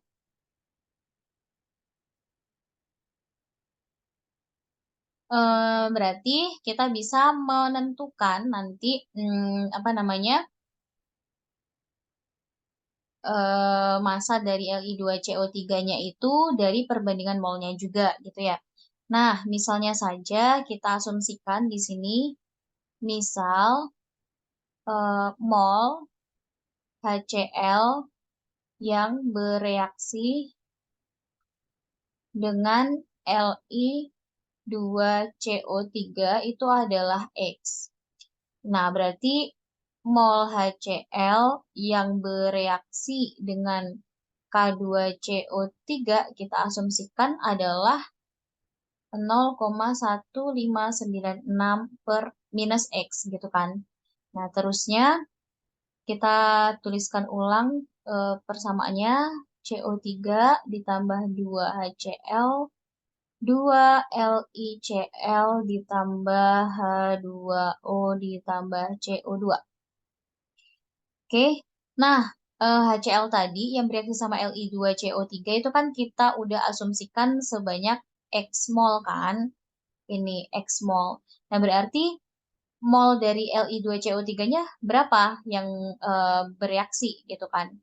Berarti di sini kita bisa tahu bahwasanya Li2CO3 itu yang bereaksi sebanyak X per 2 mol. Dari mana X per 2? Ya berarti dari Li kan 1 nih koefisiennya. Kemudian HCl-nya itu kan 2. Berarti kan 1 per 2 dikali X atau sama dengan X per 2 kan gitu. Kemudian K2CO3 sama HCl menghasilkan 2 KCl ditambah H2O ditambah CO2. K2CO3-nya berarti berapa? Nah, HCl yang bereaksi sama K2CO3 itu kan diasumsikan tadi 0,1596 minus X kan. Nah, K2CO3-nya berarti ya 1 per 2 dikali 0,1596 minus X, kayak gitu. Oke, ini mol, ini juga mol. Berarti gimana? Berarti tadi sampelnya 8,8 gram. Itu adalah massa dari Li2CO3 ditambah dengan massa dari K2CO3. Nah, ini tadi 8,8 gram. Massa Li2CO3 yang namanya mol tadi itu kan persamaannya adalah N sama dengan M per MR kan. Berarti untuk mencari massa adalah mol dikali MR. Gitu. Nah, molnya si Li2CO3 adalah berapa tadi? X per 2. MR Li2CO3 adalah 74 gitu ya. Nah, massa dari K2CO3-nya, molnya tadi adalah 0,1596 minus X per 2 dikali 138 AR-nya. Berarti si X-nya adalah 0,069 gitu ya. Gram gitu. Oke. No, no. X-nya itu adalah 0,09 mol. Dia itu mol ya. Oke, terus berarti massa dari yang dicari itu apa? Li ya. Li, litium karbonat 2CO3 adalah N kali Mr. N-nya adalah 0,069 per 2. Tadi kan mol si Li2CO3 kan N per 2 toh, gitu. Dikali 74. Berarti 256 gram. 2,56 gram ya. Koma.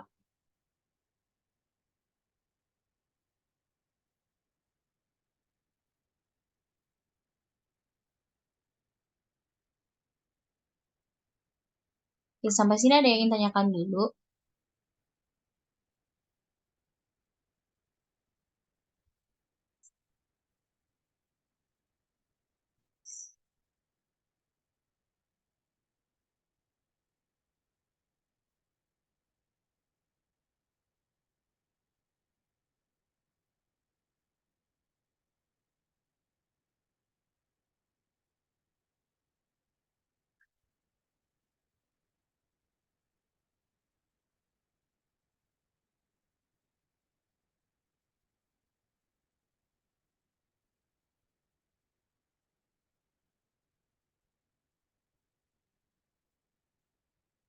Em, nggak ada yang ingin tanyakan dulu. Yang A,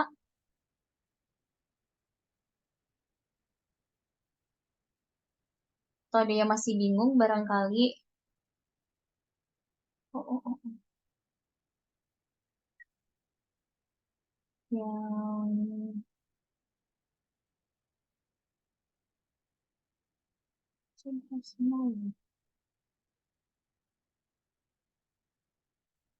gitu. Mm-mm. Nggak ada yang ditanyakan. Kita ke yang selanjutnya berarti. Yang B, hitung konsentrasi molar ion litium dalam larutan hasil reaksi di atas jika volume larutan diasumsikan sama dengan volume larutan HCl yang digunakan dalam reaksi tersebut. Volume HCl tadi 53,2 ya mili ya. Nah, kemudian yang punya ion litium itu adalah Li2CO3. Li2CO3 itu berarti reaksi yang pertama gitu. Nah, reaksi yang pertama, oke. Oke. Terus habis itu berartinya, karena dia itu reaksi yang pertama, berarti kita eh, memperhatikan saja reaksi yang pertama, gitu kan ya? Kenapa kok kita ambil reaksi yang pertama? Karena ion litium itu memang ada di reaksi yang pertama ini kan, gitu. Kalau misalnya reaksi yang kedua itu kan adanya ion kalium atau K gitu. Ya, terus berarti konsentrasi molarnya bagaimana? Nah, tadi kan yang B di sini, B, hmm, konsentrasi molar itu kan M sama dengan N per V, ya kan? Mol dari si litium itu berapa? Mol dari litium tadi kan X per 2 kan ya? X per 2 gitu.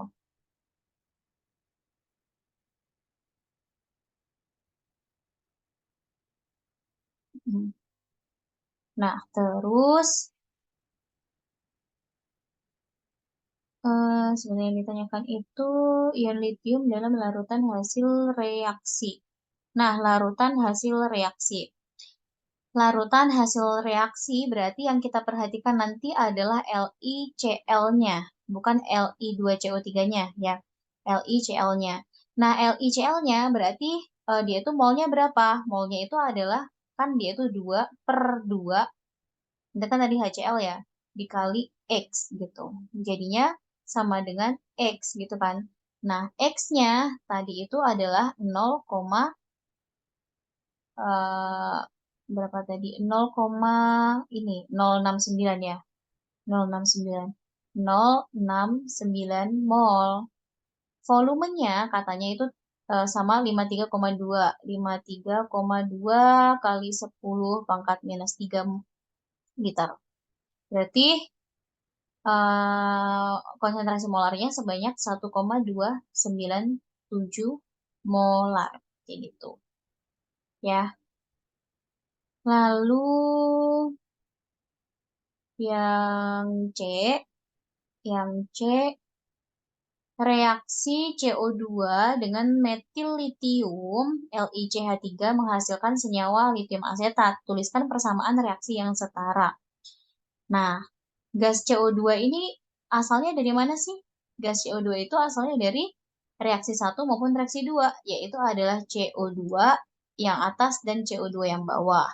Itu ternyata direaksikan dengan apa? Dengan metil litium katanya. Reaksi gas CO2 ditambah dengan metil litium LiCH3 menghasilkan senyawa litium asetat. Asetat itu rumusnya apa?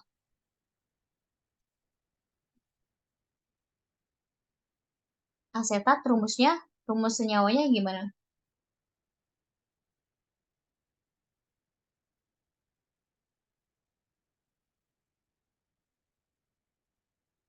Ada yang bisa bantu? Asetat, pernah dengar ya asetat?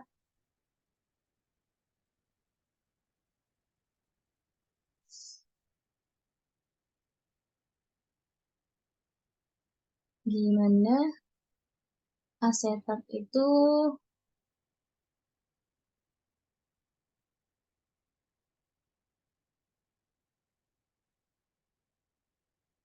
Asetat itu apa rumusnya?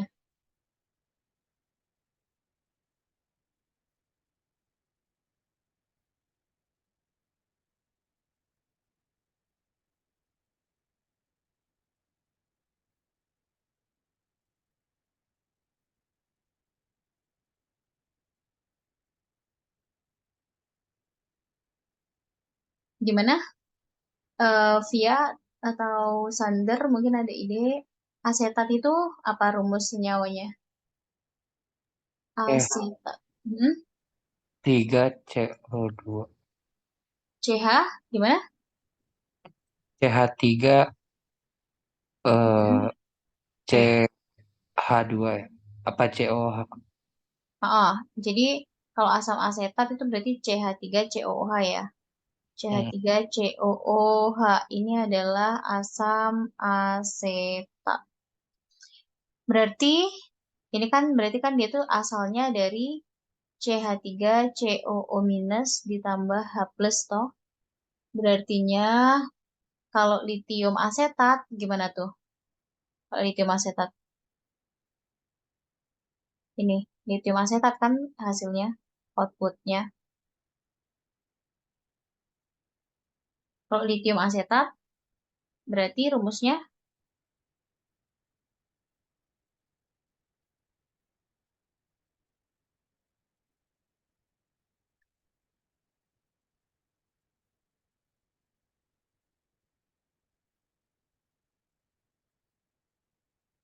C2H3LiO2. oke, CH3. Jadi kan asetat tadi kan CH3COO minus, ya kan? Terus asetat itu kan CH3COO minus, berarti litium asetat berarti Li positif dan juga CH3COO gitu kan. Li-nya itu Li plus, CH3COO-nya itu adalah CH3COO minus gitu kan. Berarti Li CH3COO minus, COO gitu. Atau boleh juga ditulis seperti ini boleh, atau ditulis Li CH3CO dua kali juga boleh gitu. Atau barangkali mau menuliskan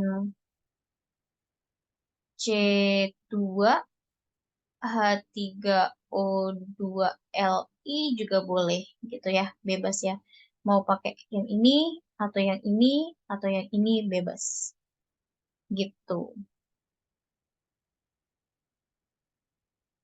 Baik, ada lagi yang ingin ditanyakan mungkin?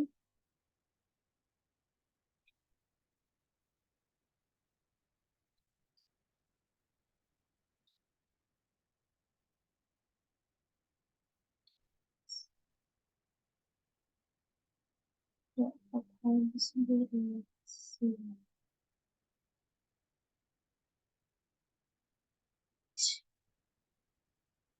Ya, Hmm, kalau nggak ada, kita lanjut ke yang soal D. Yang D, yang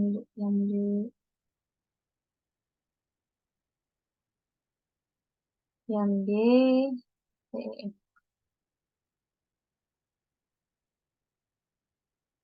yang D itu hitung massa metil litium ClICH3. Metil litium itu berarti LiCH3 yang diperlukan agar semua gas CO2 yang dihasilkan dari campuran garam karbonat di atas tepat habis bereaksi. Jadi CO2 dari reaksi satu ditambah CO2 dari reaksi kedua itu reaksiin sama LiCH3 tadi, kayak gitu. Jadinya LiCH3 ditambah CO2 akan menghasilkan tadi LiCH3COO atau lithium asetat. Terus em, karbon dioksida yang bereaksi itu yang hasil reaksi itu berapa gitu ya. Nah, tadi kan kita punya ini kan apa namanya perbandingan koefisien di sini. Misalnya aku tuliskan saja ya di sini. CO2 itu kan berarti sama dengan 1/2 dikali X. Ya kan? Berarti perbandingan mol dari CO dibandingkan dengan HCl kan X/2. Yang di sini pun juga sama. CO2-nya berarti 0,1596 minus X dibagi 2 gitu ya. Begitu. Nah, CO2-nya berarti ini CO2 total. CO2 total itu adalah eh, X per 2 ditambah 0,1596 minus X per 2. X-nya tadi adalah 0,069. 0,069 dibagi 2 ditambah 0,1596 minus 0,069 per 2. Berarti CO2 totalnya sebesar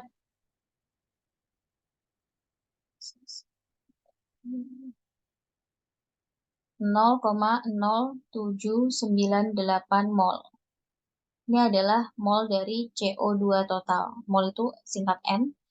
Kemudian karena ini adalah 0,07 0,0798 mol si CO2. Dari situ kita bisa menggunakan perbandingan mol lagi gitu. Jadi mol dari LiCH3 itu berapa? Mol dari LiCH3 itu berapa?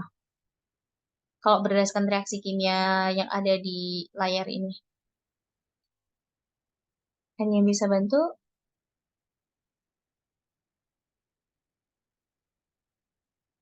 Mol dari LiCH3-nya itu berapa berarti?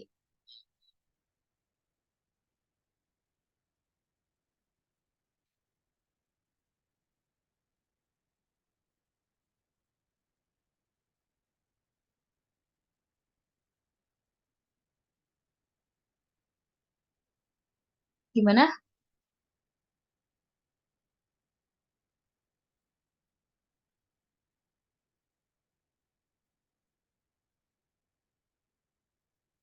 Ya mungkin atau Sander? Mol dari LiCH3-nya berapa?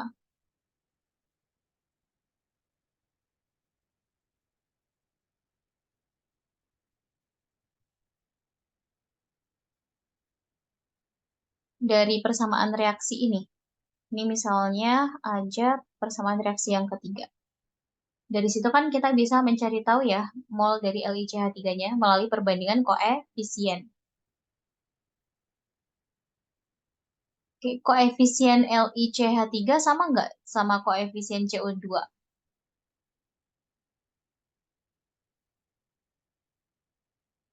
di persamaan reaksi yang ketiga ini? Gimana?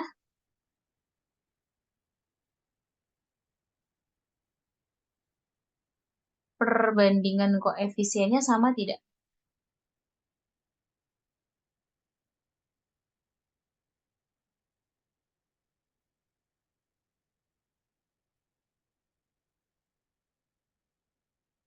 Bingung nggak kira atau masih bingung? Jangan-jangan menentukan perbandingan koefisiennya. Gimana? Sama ya, Kak. Iya, oh ya. Jadi eh, koefisien dari LiCH3 itu kan sama ya, sama koefisien dari CO2, yaitu LiCH3-nya itu satu di sini.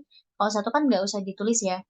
Gitu. Si CO2 kan juga sama tuh. Karena perbandingan koefisiennya sama, maka mol dari LiCH3 itu tuh adalah satu dibanding satu, satu koefisien dari LiCH3, satu itu dari koefisien dari CO2 dikali dengan mol dari CO2-nya, yaitu 0,0798.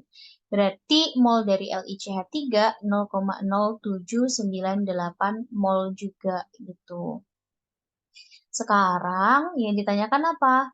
Massa metil litiumnya yang diperlukan agar semua gas CO2-nya itu habis bereaksi. Jadi, massa dari metil litium LiCH3 berarti mol dikali mR-nya kan.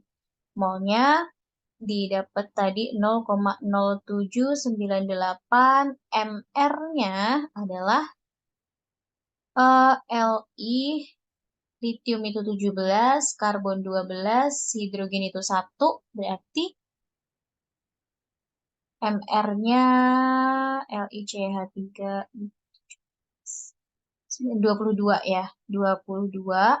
Kemudian berartinya masanya adalah 1,7556 gram. Ini adalah massa metil litium. Oke, sampai sini ada yang ingin tanyakan dulu? Atau ada yang masih bingung, barangkali boleh ditanyakan sekarang. Daripada nanti kalau menumpuk nanti lupa gitu mau nanya. Gimana, gimana? Udah aman. Aman ya? Via aman? Gimana nggak? Oke. Kalau gitu berarti kita cukupkan terlebih dahulu pertemuan kita pada malam hari ini. Terima kasih teman-teman atas kehadirannya. Mohon maaf apabila terdapat banyak kekurangan. Sekian dari aku. Selamat malam dan semangat belajarnya ya. Kita Terima kasih. akhiri di sini. Ya. Oke, sama-sama.